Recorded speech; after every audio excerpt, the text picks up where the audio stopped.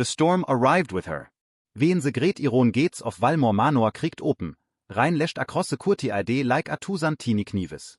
A hooded figure dismounted from a drenched mare, clutching a letter sealed with crimson wax, the Duke's own crest. Servants stared through the downpour, whispering as she passed. Lady Elara Voss had once been the jewel of court, the daughter of a disgraced noble, her name whispered in scandal after her father's treason. For 3 years, she'd lived in exile, stripped of title, stripped of honor. Now, desperation had brought her to the Duke's door. Inside, the manor burned with candlelight and tension. The Duke of Valmor stood before the hearth, tall, severe, his black doublet unbuttoned just enough to show the strength of his throat. His eyes, the color of storm-tossed seas, fixed upon her as if he could read every secret she'd ever tried to bury. You came, he murmured. I did not think you would. Elara's voice trembled, though she fought to steady it. You left me no choice, your grace. He turned the parchment in his hands, her father's last plea. A plea to forgive a debt that had long destroyed their name. The Duke's lips curved, but there was no warmth in it. You understand the terms, he said softly. Your father owed me everything. His betrayal cost me men, gold, and trust. I cannot have those back. But I will forgive it all, if you give me one thing in return. Her pulse thundered. And that is. He met her eyes, unblinking. A child. The fire cracked sharply between them. Elara recoiled as if struck. You can't mean. I mean exactly that, he said. You bear my heir, and your father's debts vanish. You walk free, your family restored. Refuse, and I claim what is owed, your lands, your name, your legacy. Everything. Sie längse roaret luda tanse storm outside. Elara's heart pounded with fury, humiliation, and something she could not name. The Duke was a man feared by all, a warrior, a widower, a man whispered to have no heart left to wound. Yet in his gaze, she sensed not cruelty, but something far more dangerous, loneliness wrapped in command. What makes you think I'd agree to such an indecent proposal? She whispered. His eyes softened for the briefest instant. Because you have no other way to save what's left of your family. She should have spat at him. Should have walked away. But behind her eyelids flashed the image of her mother's trembling hands, her younger brother coughing in their cold, half-broken home. Her voice broke as she said, and if I do this, you swear the debt is gone? He nodded once. Bei my Name entblot. Ze rein drummet harder, ze kendlis flickering. And just like that, her fate was sealed.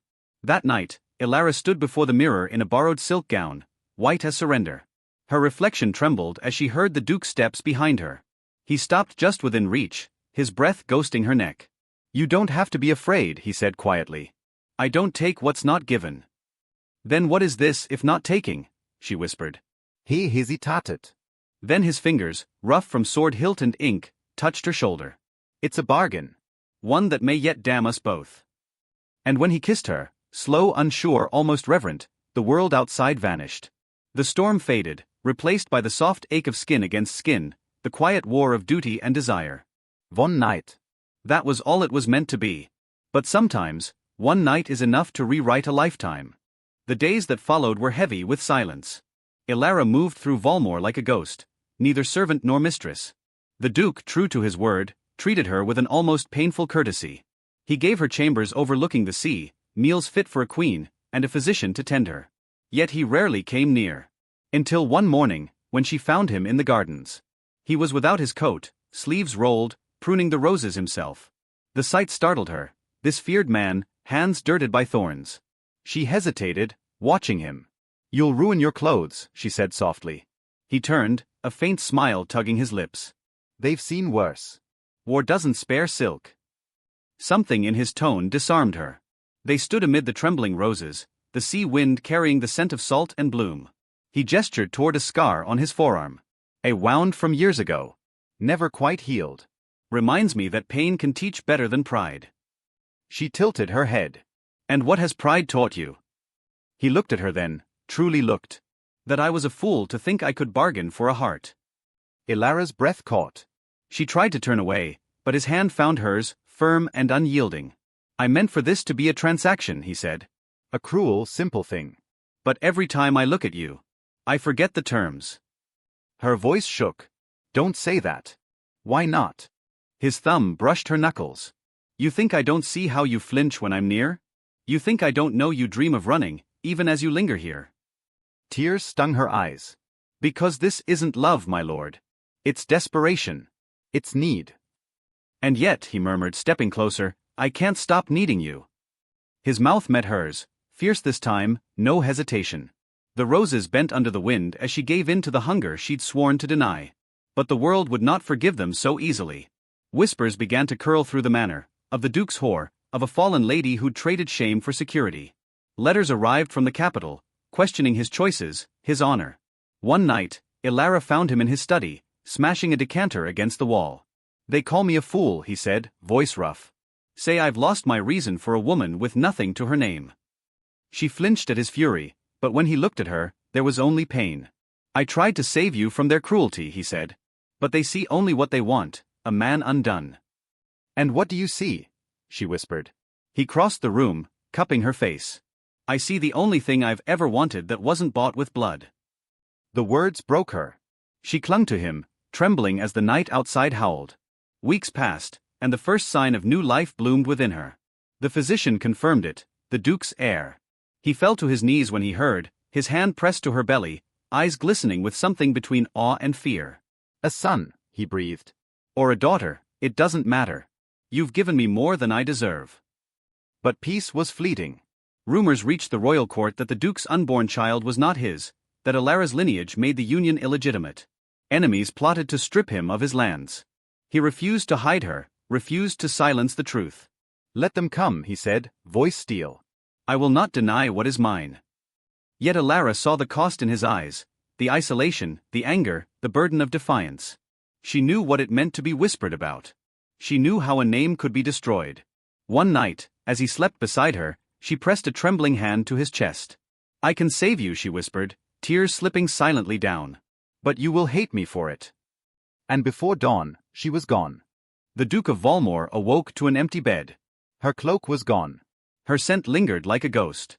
By the time the servants confessed they'd seen her ride into the forest, the sun was already bleeding into the sky.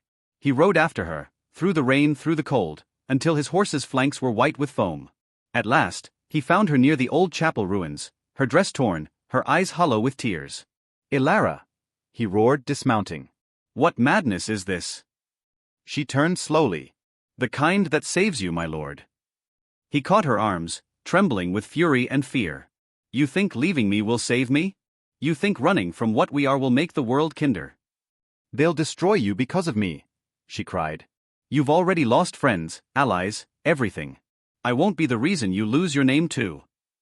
He cupped her face, rain streaming down his cheeks like tears. I would give up every title, every acre, every ounce of power, if it meant keeping you. Don't say that. I love you. The words struck her harder than any blade. For a heartbeat, she wanted to believe him, to stay, to let the world burn. But love, she knew, could not always win against the cruelty of honor. I'm carrying your child, she whispered. That's all you need. That's all we agreed. He shook his head. No. What I need is you. Thunder rolled. She tore herself from his arms, her voice breaking. Then you'll have nothing left. And I can't bear to watch you fall. Before he could stop her, she fled into the woods, swallowed by storm and fog. He searched for days, sleepless, hopeless. When they finally found her horse near the riverbank, riderless, saddle slick with rain, the Duke fell to his knees. Weeks passed. The manor dimmed, the roses withered.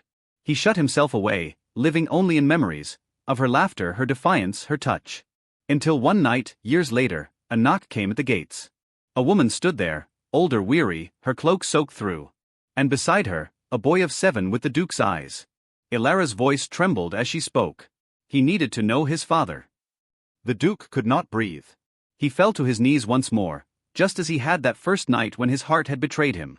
Ilara stepped closer, her eyes shimmering with both guilt and love. I never meant to take him from you. I only wanted him safe, away from the cruelty of titles and whispers. He reached for the boy's hand, then hers. I don't care what the world says. I've lost everything that ever mattered but this. The boy looked between them, confusion giving way to shy wonder. Father. The Duke's voice broke. Yes. My son. Rain began to fall again, softer this time, as though blessing the world it once cursed. Ilara's tears mingled with the storm. Do you still forgive the debt, my lord? He smiled through the ache. There was never a debt, Elara. Only love I was too proud to name. And as the three of them stood beneath the storm, the manor's bells began to toll, not in mourning, but in rebirth. Because some bargains are not written in ink or sealed with blood. They are written in the heart, unbreakable, eternal. One night. One child. One love. And the Duke at last was free.